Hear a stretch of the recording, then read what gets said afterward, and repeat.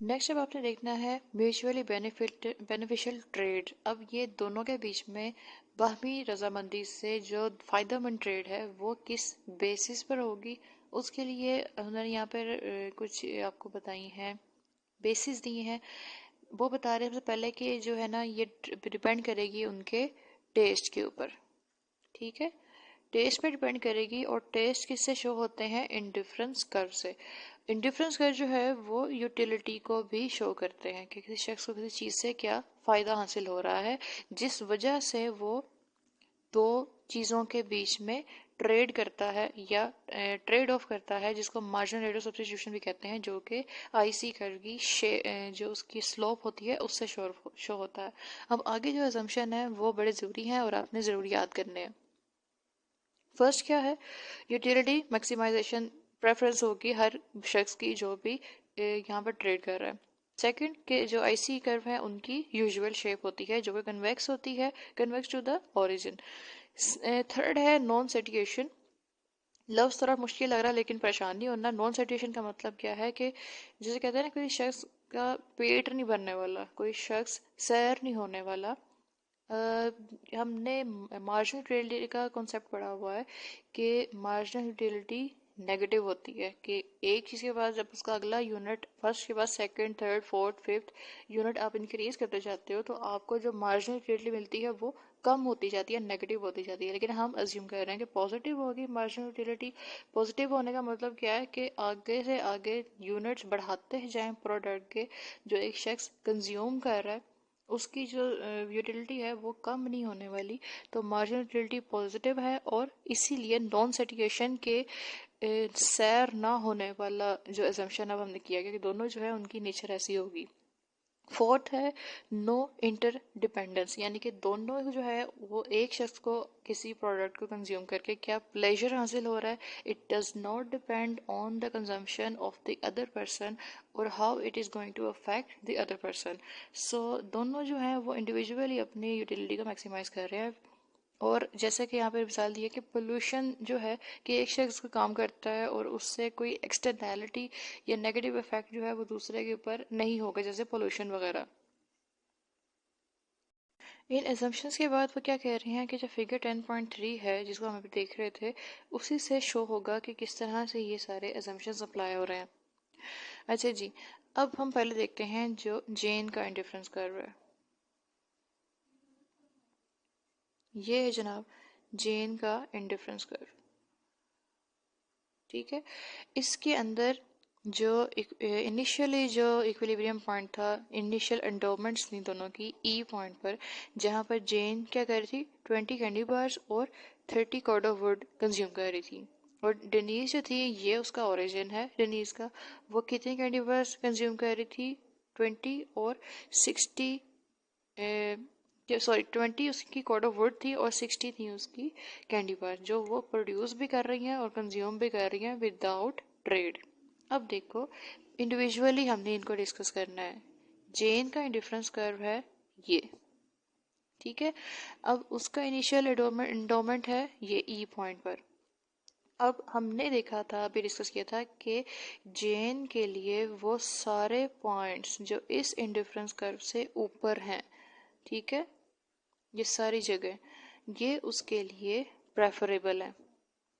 किसके लिए? जेन के लिए। जो सारे इस इंडिफरेंस कर्व से ऊपर के पॉइंट हैं वो सारे बंडल्स इस इंडिफरेंस कर्व से हायर है तो वो उसके लिए प्रेफरेबल हैं। ये बेसिक आईसी कर्व की जो है ये खुसूसियात हैं, प्रॉपर्टीज हैं, ठीक है।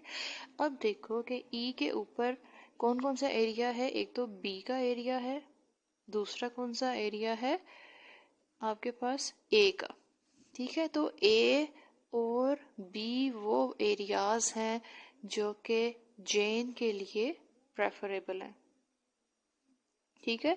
एरिया बी जिसे लिखा हुआ है और दूसरा है ए, ये वो एरियाज हैं जो किसके लिए प्रेफरेबल हैं? जेन के लिए। अब हम देख लेते हैं कि डेनीज के लिए कौन सा एरिया प्रेफरेबल है। डेनीज का इंडिफरेंस कर्व ये है, ठीक है। डेनीज का इनिशियल जो ये एंडोमेंट है वो है इस ई पॉइंट पर। वो सारे पॉइंट जो इस इंडिफरेंस कर्व से ऊपर है क्योंकि उसका ओरिजिन ये है डेनीज का। अब बेशक अपनी बुक को या अपने फ़ोन को अपसाइड डाउन करो तो आपको पता चल जाएगा और सेम आपको डिफरेंस कर्व बना नज़र आएगा। आई डी है डेनीज का। अब देखें कि इस पूरे एज पॉइंट्स जो सारे इस आईसी से ऊपर हैं वो उसके लिए प्रेफरेबल हैं। तो ये किन दो एरियाज पर डिपेंड कर रहा है, बी पर और सी पर। दो एरियाज के नेम दे दिए हैं और इन दो पर डिपेंड कर रहा है सारा एरिया जितना भी उसके इंडिफरेंस कर्व से ऊपर है। अब हमारे पास दो कंक्लूजन्स आ रहे हैं। एक क्या, जेन के लिए प्रेफरेबल रीजन कौन कौन से हैं, बी और ए। जो डेनीज है उसके लिए कौन से हैं प्रेफरेबल रीजन, बी और सी। अब दोनों में सेम क्या आ रहा है, बी का एरिया। तो इसका मतलब है कि अगर ये बी एरिया में रहें तो ये दोनों एक बेनिफिशियल ट्रेड अचीव कर सकती हैं, क्योंकि दोनों के लिए ये सेम एरिया में पॉइंट्स हैं जो दोनों के लिए प्रेफरेबल है। दोनों इसमें आने पर ट्रेड करने पर खुश होंगी। तो हमें जो यहाँ पर पॉइंट मिलता है जिस पर ये बेहतर ट्रेड कर सकती हैं, फ़ायदेमंद ट्रेड कर सकती हैं, और जो भी एंडोमेंट दोनों की होगी वो ई पॉइंट से बेहतर होगी, प्रेफरेबल होगी दोनों के लिए, वो हम कहते हैं जी इसके लिए होगा एफ पॉइंट। अब जिस वक्त वो एफ पॉइंट पर ट्रेड करेंगी तो वो क्या होगा कि जेन जो है उसको मिलेंगी 20 मोर कैंडी बार्स, ठीक है, और वो क्या देगी, उसको गिव अप करनी पड़ेंगी 10 कॉर्ड ऑफ वुड। ठीक है, तो हम ये वाली जो कॉर्ड ऑफ वुड है इसके साथ हम नेगेटिव लगा देते हैं और जो कैंडी बार्स हैं उसके साथ पॉजिटिव लगा देते हैं। ये जो पूरा एरिया है, ठीक है। जो डेनीज है उसका क्या होगा कि उसको ई से एफ की तरफ जब मूव करना है उसने, ये सारा एरिया, उसको यहाँ पर जो कैंडी बार्स हैं वो उसको छोड़नी पड़ेंगी, ये एरिया छोड़ना पड़ेगा, नेगेटिव है। और जो ई से उसको इंक्रीज मिलेगा वो पॉजिटिव है, उसका यूं इंक्रीज आएगा जो हमने अभी बताया आपको, जीरो ओरिजिन से ऊपर की तरफ। अब वो 20 से 30 की तरफ आ रही है कॉर्ड ऑफ वुड की तरफ वर्टिकली, तो उसको जो फायदा होगा वो होगा 10 मोर कॉर्ड ऑफ वुड्स उसको मिल जाएंगी डेनीज को। किसके बदले, 20 कैंडी बार्स देने के बदले। और जेन को क्या मिलेगा, उसको 20 कैंडी बार्स मिलेंगी और उसको क्या देना है, 10 कॉर्ड ऑफ वुड। तो दोनों जो है इस तरह ट्रेड कर कर एफ पॉइंट पर बेनिफिशियल ट्रेड पॉसिबल हो जाएगी दोनों के लिए, और दोनों इस पॉइंट पर आ जाएंगी। दोनों के लिए फ़ायदा है कि दोनों के इंडिफरेंस इंडिशियल जो एंडोमेंट ई है उससे ज़्यादा प्रोडक्ट यहाँ मिल रही है, और दोनों के इंडिफरेंस कर्व से हायर पॉइंट है ये, जहाँ पर दोनों की बेनिफिशियल ट्रेड या Pareto efficient point of trade दोनों को फ्री ट्रेड की सूरत में हासिल हो रहा है। अब हमने देख लिया है कि दोनों जो है वो इस पॉइंट पर बेनिफिशियल ट्रेड दोनों की हो गई है। किस पॉइंट पर, एफ पॉइंट पर। अब हमने अपने एनालिसिस को एक्सटेंड करना है, जो कि नीचे आपको एक्सप्लेनेशन के बाद मिलेगा। ये now that they have traded to bundle F.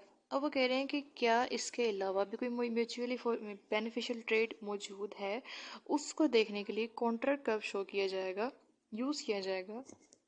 Contract curve actually होता क्या है, ये कर्व वो सारे पॉइंट्स शो करता है जहाँ पर दोनों के जो इंडिफरेंस कर्व हैं वो टेंजेंट होते हैं एक दूसरे से, और पेरेटो एफिशिएंट पॉइंट्स उस पर शो होते हैं ट्रेड के, जो दोनों के लिए बेनिफिशियल होते हैं। लेकिन क्या हम तब भी इसी पॉइंट पर, एफ पॉइंट पर, अपने लिए जो दोनों के लिए बेनिफिशियल ट्रेड है वही बेहतर होगी, या डिफरेंट पॉइंट्स पर मूव करें तो वो बेनिफिशियल होगा।